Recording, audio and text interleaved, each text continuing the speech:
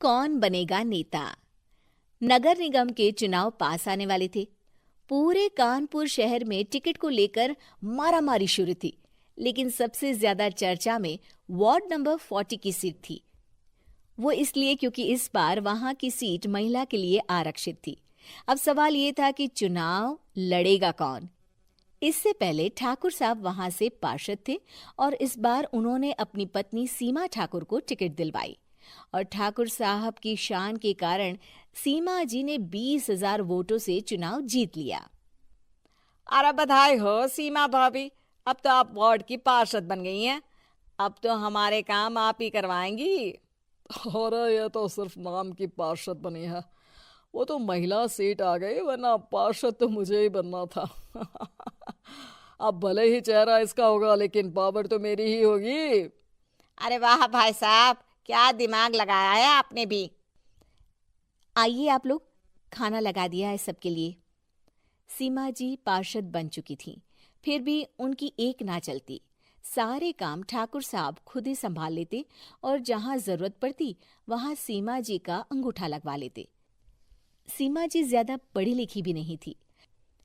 एक दिन ठाकुर साहब और सीमा एक प्रोग्राम में जाते हैं। अरे ठाकुर साहब, आप आ गए। ओहो, पार्षद मैडम भी आ गई हैं। स्वागत है आप दोनों का। लगता है हमारे पार्षद फंड का सही इस्तेमाल हो रहा है। चलिए अब उद्घाटन करते हैं। ये लीजिए ठाकुर साहब कैची, आप ही सबसे पहले प्रवेश कीजिए। सब लोग आगे निकल जाते हैं और सीमा जी पार्षद होने के बावजूद भी पीछे खड़ी रह जाती हैं। वो देखती हैं कि वेलकम बोर्ड पर उनका नाम है, लेकिन महिला होने के कारण कोई उनका सम्मान नहीं कर रहा। अगले दिन एक आदमी उनके घर आता है। अरे ठाकुर साहब नमस्कार। कल ना हम नोटिस किए कि हमारा घर तो अवैध है और नगर निगम वाले उसे तोड़ने आ रहे हैं। अरे कुछ कीजिए ना ठाकुर साहब। देखो भाई, मैं तो ज्यादा कुछ कर नहीं सकता, पर अगर तुम सबकी जेब गर्म कर दो तो कुछ हो सकता है। कुल मिलाकर 4 लाख लगेंगे। अरे 4 लाख ठाकुर साहब? अरे भाई, मैं अपने लिए नहीं मांग रहा हूँ। दरोगा है, इंजीनियर बाबू है, बड़े साहब है, सबको देना पड़ता है ना थोड़ा थोड़ा। बोलो है मंजूर? तभी वहां अचानक सीमा जी आ जाती हैं। अरे ये आप क्या कर रहे हैं?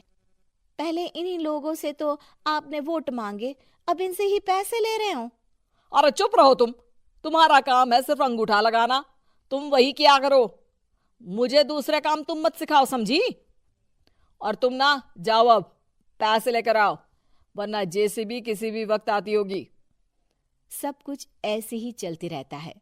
एक दिन सीमा जी और ठाकुर साहब को एक लोकल मीटिंग में बुलाया जाता है। वहां पर कई और अधिकारी लोग भी मौजूद रहते हैं। अब मैं चाहूंगा कि ठाकुर साहब हमारे बीच 2 शब्द कहें। मेरे प्यारे भाइयों और बहनों, आज मेरा सौभाग्य है कि मैं आप सबकी सेवा दिन रात कर पा रहा हूं। आपने मेरी पत्नी को भारी मतों से जिताया है, इसलिए मैं आप सभी का शुक्रगुजार हूं।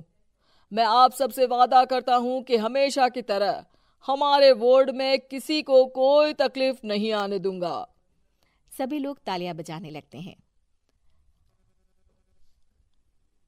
अब मैं माननीय पार्षद मैडम को स्टेज पे बुलाना चाहूंगा। अपने नाम को बुलाया सुनकर सीमा जी एकदम चौंक जाती है। उन्हें बिल्कुल उम्मीद नहीं थी कि इतनी बड़ी जगह उन्हें मंच पर बुलाया जाएगा। जैसे तैसे वो मंच पर चढ़ती हैं।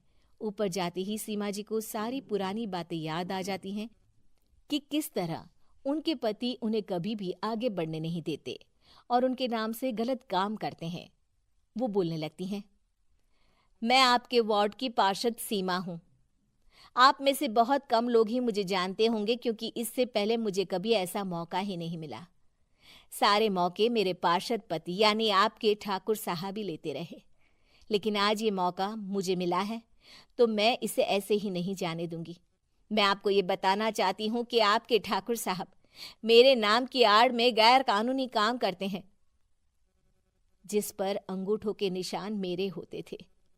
इसीलिए मैं अपनी गलती मानती हूँ और आज अपने पद से इस्तीफा देती हूँ, ताकि आगे से कोई गलत काम ना हो पाए। अब फैसला आप सबके हाथ में है कि आप हमें क्या सजा देना चाहते हैं। सीमा जी की बातें सुनकर ठाकुर साहब के चेहरे का रंग उड़ जाता है और वो शर्म से मुंह नीचा करके वहां से चले जाते हैं और पद से इस्तीफा देकर ही सही सीमा जी अपने आप में आत्मविश्वास महसूस करती हैं।